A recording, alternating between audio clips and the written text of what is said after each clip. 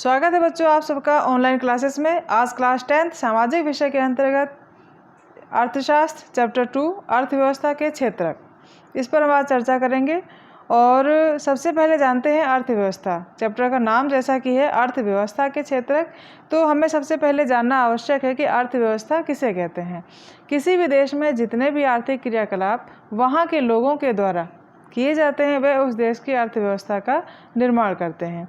किसी देश में कौन कौन से आर्थिक क्रियाकलाप किए जाते हैं आइए जानते हैं। तो आर्थिक क्रियाकलाप के अंतर्गत 3 प्रकार के आर्थिक हैं। तो पहला है प्राथमिक क्षेत्र, द्वितीयक क्षेत्र और तीसरा है तृतीयक क्षेत्र। तो अब हम तीनों को विस्तार से देखते हैं थोड़ा। प्राथमिक क्षेत्र के अंतर्गत प्राकृतिक उत्पाद शामिल किए जाते हैं, जैसे कृषि, पशुपालन, खनन, मत्स्य पालन, घास, वन्य पदार्थ। इसमें प्राकृतिक वस्तुओं का उत्पादन होता है। प्राथमिक क्षेत्र के उत्पादकों के मुख्य घटक वे लोग हैं जो कृषि कार्य में लगे रहते हैं। अन्य शब्दों में जब हम प्राकृतिक संसाधनों का उपयोग करके किसी वस्तु का उत्पादन करते हैं तब इसे प्राथमिक क्षेत्र की गतिविधि कहते हैं। दूसरा है द्वितीयक क्षेत्र, इसे विनिर्माण क्षेत्र भी कहते हैं। इसमें कच्ची सामग्री या प्राकृतिक संसाधनों का मशीनों की सहायता से मूल्यवान अंतिम उत्पाद में बदलने की प्रक्रिया को विनिर्माण कहा जाता है। इसमें प्राकृतिक पदार्थ का रूप परिवर्तन करके उसे अधिक उपयोगी बनाया जाता है। जैसे उद्योग धंधे मान लेते हैं, इसके अंतर्गत आता है विनिर्माण उद्योग, इसमें उद्योग धंधे आते हैं। अब जैसे कि उद्योग धंधों में काम आने वाला लोहा जब हम इसे खुदाई से प्राप्त करते हैं, खनन कार्य से प्राप्त करते हैं, तो इसे डायरेक्ट उपयोग में नहीं ला सकते। तो हमें इसे क्या करना पड़ेगा, पहले लोहे को शुद्ध करना पड़ेगा। और लोहा जब तक हम शुद्ध नहीं करेंगे तब तक हमारे उद्योगों में काम में नहीं आएगा। तो हमने एक प्राकृतिक वस्तु क्या है, लोहा। लोहे को हमने शुद्ध करके लोहा इस्पात उद्योग फैक्ट्री में लगाया, तो प्राकृतिक हुआ हमारा लोहा। और लोहे का शुद्ध रूप जब उद्योगों में लगाया जाता है तब ये द्वितीय क्षेत्र के रूप में काम आता है। दूसरा है गैस। इसे शुद्ध रूप में ही उपयोग करना मुश्किल है, इसलिए इसे मीथेन मिलाकर कुछ इसको मॉडिफाई करके सुगंधित बना करके तब हम इसका उपयोग करेंगे। इसी प्रकार से विनिर्माण उद्योग के अंतर्गत आया सीमेंट, ये लोहा, कंप्यूटर, चीनी उद्योग आदि। अब चीनी उद्योग में देख लीजिए, जैसे कि चीनी किससे बनती है, गन्ने से। गन्ना क्या है, हमारे प्राथमिक कार्य के अंतर्गत आता है, कृषि कार्य के अंतर्गत। अब गन्ने से बनाई गई चीनी और चीनी का उद्योग बना दिया गया, चीनी उद्योग फैक्ट्री लगाकर, तो गन्ना हमारा प्राथमिक क्षेत्र के अंतर्गत आ गया और चीनी उद्योग हो गया द्वितीयक क्षेत्र के अंतर्गत। ठीक है। तो अब अगला है तृतीयक क्षेत्र। इसमें सभी प्रकार की सेवाओं को शामिल किया जाता है, जैसे बैंक, शिक्षा, स्वास्थ्य, सेना, परिवहन, न्याय आदि। जिस कार्य में अधिक लोगों का संकेत मिले वह सभी तृतीयक क्षेत्र में शामिल है। जैसे मान लीजिए बैंक है, बैंकों में हम जाते हैं तो कोई एक वर्ग का लोगों की भीड़ नहीं होगी, वहाँ पर समाज के सभी लोगों की भीड़ आपको देखने को मिलेगी, क्योंकि ये सेवाएं हैं और सभी लोगों को प्रदान की जाती है। शिक्षा के क्षेत्र में देख लिए, विद्यालय में बहुत सारे बच्चे होते हैं, तो ये क्या है, शिक्षा भी एक प्रकार की सेवा है जो कि तृतीयक क्षेत्र में आता है। स्वास्थ्य सेवा हॉस्पिटल में, सेना में, परिवहन में, न्याय व्यवस्था जो हमारे सेवाएं प्रदान की गई है, तो यहाँ पर समाज के हर वर्ग को सेवा का अवसर दिया जाता है, तो जिसका पब्लिक लाभ उठाती है, तो ये तृतीय क्षेत्र के अंतर्गत आता है। जिस कार्य में अधिक लोगों का संकेत मिले, मैंने पहले बताया कि जहाँ पर भीड़ दिखे सेवा क्षेत्र में तो समझिए वो तृतीय क्षेत्र है। ये क्रियाएं प्राथमिक और द्वितीय क्षेत्र के विकास में सहायता करती हैं। ये क्रियाएं वस्तुओं के बाजार सेवाओं का सृजन करती हैं, इसके लिए इसे सेवा क्षेत्रक भी कहा जाता है। अब आगे है सकल घरेलू उत्पाद। ये बहुत इम्पॉर्टेंट है और हमारी अर्थव्यवस्था में ये हाईलाइट पे होता है। जब कभी बजट सामने सरकार पब्लिक के सामने रखती है तो जीडीपी सबसे हाईलाइट होकर सामने आता है कि जीडीपी क्या है, तो आपको पता होना चाहिए सकल घरेलू उत्पाद। ठीक है। तो सबसे पहले हम देखते हैं कि जीडीपी का प्रयोग या इसका किस समय इसका कैसे प्रयोग किया जाता है, जीडीपी के अंतर्गत क्या क्या शामिल है। तो सभी देश अपना विकास करना चाहते हैं। एक छोटी सी बात के द्वारा आपको समझाना चाहूँगी, सभी देश अपना विकास करना चाहते हैं। विकास किसके लिए? जनता के लिए। अब जनता का विकास करने के लिए हम क्या करेंगे? उत्पादन करेंगे, ठीक है। तो जनता का देश है, देश के आगे फिर क्या है? विकास है। विकास किसके लिए करेंगे? हम जनता के लिए करेंगे। जनता के लिए चीज़ों को हम प्रोडक्ट करेंगे, और प्रोडक्ट में अगर हमारे पास कोई चीज़ ज़्यादा है तो अपने पास ना रख करके हम अन्य देशों को उसको निर्यात कर देंगे, ठीक है। तो जो विकास किया जाता है जनता के लिए, उसमें किन किन वस्तुओं का विकास माना जाए कि हमें जो वस्तुएं प्राप्त हो रही हैं वो सरकार के द्वारा हैं, हमें मूलभूत आवश्यकताओं की पूर्ति हो रही है या नहीं। तो ऐसी कौन सी आवश्यकताएं हैं जिनको प्राप्त करके हम समझे कि हमारा विकास हो रहा है? वे हैं शिक्षा, स्वास्थ्य, भोजन, स्वच्छता, आवास और जल। अगर ये हमारे देश में पब्लिक को प्राप्त हो रही हैं तो हमारे देश का विकास हो रहा है। हम जितनी भी वस्तुओं का उपयोग करते हैं, ठीक है, मान लीजिए हम एक पेन का यूज़ करते हैं, तो पेन हमारे पास कहाँ से आया? पेन कोई ना कोई कंपनी उसको प्रोडक्ट कर रही है जो हमारे सामने यूज़ करने के लिए आ रहा है, ठीक है।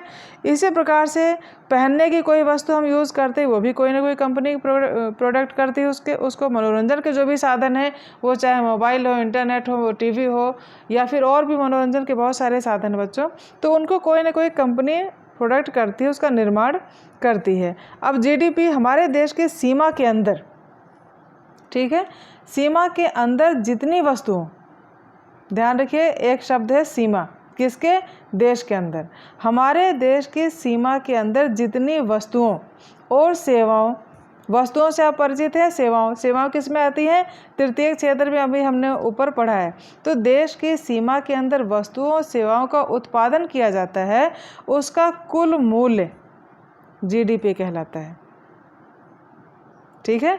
देश की सीमा के अंदर वस्तुओं सेवाओं का उत्पादन जो किया जाता है, उसका कुल मूल्य जो है वो क्या कहलाएगा? जीडीपी। इसको एक छोटे से उदाहरण से समझाते हैं। मान लीजिए किसी देश में एक साल के अंदर 3 एसी का निर्माण किया गया। एक साल के अंदर कुछ निर्माण नहीं हुआ, सिर्फ क्या निर्माण हुआ है? 3 एसी। और इन 3 एसी का जो निर्माण किया गया है, इनका मूल्य है, एक एसी का निर्माण का मूल्य कितना है? 40,000, ठीक है। 40,000 है, तो 40,000 एक एसी का, 3 का कितना हो गया? 1,20,000। तो ये जो 1,20,000 है हमारे पास, यही है सकल घरेलू उत्पाद, ठीक है। तो कहते हैं इसमें कि किसी देश की सीमा के अंदर, हमारी सीमा के अंदर वे उस वस्तु का उत्पादन हो रहा है, वो चाहे अमेरिका के देश के किसी व्यक्ति ने हमारे देश में आकर किया हो, या जापान के, या किसी भी, नेपाल के, भूटान, किसी भी देश का हो, लेकिन हमारी सीमा के अंदर है और वह उस वस्तु का उत्पादन कर रहा है, तो वह उस देश का कुल मूल्य का वो क्या कहलाएगा? जीडीपी कहलाएगा, ठीक है। जीडीपी हमारे देश की आर्थिक सेहत का सूचक है, इसे प्रतिशत में ही आंकते हैं। अब आगे आइए देखते हैं क्या है आदर्श बेरोजगारी। बेरोजगारी किसे कहते हैं? पहले ये समझिए। किसी देश का वह श्रम बल जो कार्य बल में बदल नहीं सका, बेरोजगार कहलाता है। मान लीजिए हमारे देश में श्रम बल तो है, श्रम तो है लोगों के पास, लेकिन कार्य करने का अवसर प्राप्त नहीं हुआ, तो वह श्रम बल क्या कहलाएगा? बेरोजगार कहलाएगा। अब उन बेरोजगारी तो बहुत सारी, लेकिन आपके इस लेसन में जो है सिर्फ उसी पर हम डिस्कस करेंगे। आदर्श बेरोजगारी क्या है? जब किसी कार्यस्थल पर आवश्यकता से अधिक नियोजित हो, इसमें जो अतिरिक्त कार्यबल है उसे ही छिपी बेरोजगारी कहते हैं। हमें दिखाई दे रहे हैं बहुत सारे लोग किसी कार्य में, लेकिन वो काम नहीं कर रहे हैं, ठीक है। यहाँ पर एक फैक्ट्री है, फैक्ट्री नहीं, कोई भी एक कार्यस्थल है, और यहाँ पर बहुत सारे लोगों की भीड़ है। लग रहा है कि इस क्षेत्र में बहुत सारे लोग हैं, लेकिन ये सभी काम को नहीं कर रहे हैं, तो ये क्या कहलाएगी? आदर्श बेरोजगारी कहलाएगी। इसके भारत की कृषि क्षेत्र में सर्वाधिक देखने को मिलती है, जहां परिवार बढ़ने पर थोड़ी भूमि पर निर्भरता बढ़ती जाती है। अब क्या है, आपने अधिकांश देखा है गांव में जो कृषि क्षेत्र होता है, खेती करने की जो ज़मीन होती है वो तो सीमित होती है, लेकिन परिवार के लोगों की संख्या बढ़ती जाती है, इसलिए जो निर्भरता है उस पर वो बढ़ने के कारण बेरोजगारी कैसी होगी, अदृश्य होगी, जो हमें दिखाई नहीं देगी लेकिन बेरोजगारी होगी। ठीक है, अगला है संगठित क्षेत्र। संगठित क्षेत्र किसे कहते हैं? इस क्षेत्र में सरकारी नियमों का सख्ती से पालन किया जाता है। सरकारी नियम जो भी लागू होते हैं इस संगठित क्षेत्र में, उनका सख्ती से पालन होगा। रोजगार की शर्तें तय की जाएंगी, नियमित मासिक वेतन होगा, रोजगार की सुरक्षा होगी और विभिन्न अधिनियम जो भी नियम शर्तें होंगी वो उनको दिए जाएंगे, जैसे बोनस है, पीएफ है, न्यूनतम मजदूरी अधिनियम लागू किया जाएगा। किसमें? संगठित क्षेत्र में। इसके आगे है असंगठित क्षेत्र। ये बिल्कुल अपोजिट है संगठित क्षेत्र के। इस क्षेत्र में छोटे पैमाने पर इकाइयां शामिल है जो सरकार के साथ पंजीकृत नहीं है, यानी सरकार का कंट्रोल इन क्षेत्र पर नहीं होगा। कोई अधिनियम लागू नहीं होगा, सरकारी नियमों का पालन नहीं होता है, दैनिक मजदूरी देय होती है। जैसे कि संगठित क्षेत्र मासिक मजदूरी, मासिक वेतन देय होता है, लेकिन इसमें क्या है, दैनिक मजदूरी देय होती है। रोजगार की इसमें सुरक्षा भी नहीं होती है। आगे है सार्वजनिक क्षेत्र। सार्वजनिक क्षेत्र किसे कहते हैं? नाम से ही क्लियर है, सार्वजनिक क्षेत्र सभी लोगों के। जिन उपक्रमों का स्वामित्व सरकार के पास हो उन्हें सार्वजनिक उपक्रम कहते हैं। इनका उद्देश्य देश के आधारभूत ढांचे का निर्माण करना है, जिसमें सभी सेवाएं सभी नागरिकों के लिए देय होती हैं। सभी सेवाएं किस में आती है? तृतीय क्षेत्र में। वो सेवा चाहे शिक्षा की हो, स्वास्थ्य की हो, चिकित्सा की हो, न्याय की हो, सुरक्षा की हो, सभी सेवाएं सभी नागरिकों के लिए प्रदान की जाती हैं और ये किस में आता है? सार्वजनिक क्षेत्र में। सार्वजनिक सभी लोगों के लिए। अब है निजी क्षेत्र। निजी क्षेत्र बिल्कुल इसका अपोजिट है। निजी क्षेत्र जिन उपक्रमों का स्वामित्व या जिनका कंट्रोल पर्सनल हाथों में होता है, अपने निजी हाथ में होता है, उसे हम क्या कहेंगे? निजी क्षेत्र कहेंगे। अब आगे बुनियादी सेवाएं क्या है? हमारी आधारभूत सेवाओं की तरह कुछ अतिरिक्त सेवाएं होती हैं जिनको हम बुनियादी सेवाएं कहते हैं। इनके अंतर्गत हॉस्पिटल, स्वास्थ्य सेवाएं, संचार सेवाएं, न्याय सेवाएं, रक्षा, बैंक, बीमा, ये सभी क्या कहलाएंगी? हमारी बुनियादी सेवाएं। उसके बाद है मनरेगा। आपने नाम सुना होगा मनरेगा, और इसका पूरा नाम है महात्मा गांधी राष्ट्रीय ग्रामीण रोजगार गारंटी अधिनियम। इसके बारे में समझते हैं। इस पर टिप्पणी भी लिखने को आती है, इस पर क्वेश्चन भी आते हैं। तो सबसे पहले देखते हैं कि मनरेगा क्या है, ये कब लागू हुई थी। इस योजना के अंतर्गत प्रत्येक वित्तीय वर्ष में किसी ग्रामीण परिवार के वयस्क व्यक्ति को 100 दिन का रोजगार दिया जाता है। ठीक है, प्रत्येक वित्तीय वर्ष में ग्रामीण परिवार के वयस्क व्यक्ति को 100 दिन का रोजगार दिया जाता है। इसे 25 अगस्त 2005 में लागू किया गया था। इसके अंतर्गत यदि सरकार अपनी योजना में सफल नहीं होती है तब यह लोगों को बेरोजगारी भत्ते प्रदान करती है। आगे है मध्यवर्ती वस्तु। मध्यवर्ती वस्तुओं का प्रयोग कच्चे माल के रूप में किया जाता है। ऐसी वस्तुएं जिनका अंतिम उपयोग न होकर किसी दूसरी प्रक्रिया में कच्चे माल के रूप में प्रयोग किया जाए उसे हम मध्यवर्ती वस्तु कहते हैं। इन्हें अर्धनिर्मित वस्तुएं भी कहते हैं। जैसे दूध से बनने वाली मिठाई क्या होगी? अंतिम वस्तु होगी, लेकिन जो दूध है वो मध्यवर्ती वस्तु होगी क्योंकि वो माध्यम है मिठाई बनने का। ठीक है, उसके बाद आते हैं अंतिम वस्तु। अंतिम वस्तु वह वस्तु जिसका उपयोग उपभोग के रूप में किया जाता है। अंतिम वस्तु का तात्पर्य है जिसका उपयोग उपभोग के रूप में किया जाता है, अंतिम वस्तु कहलाती है। तैयार वस्तु ही अंतिम वस्तु है।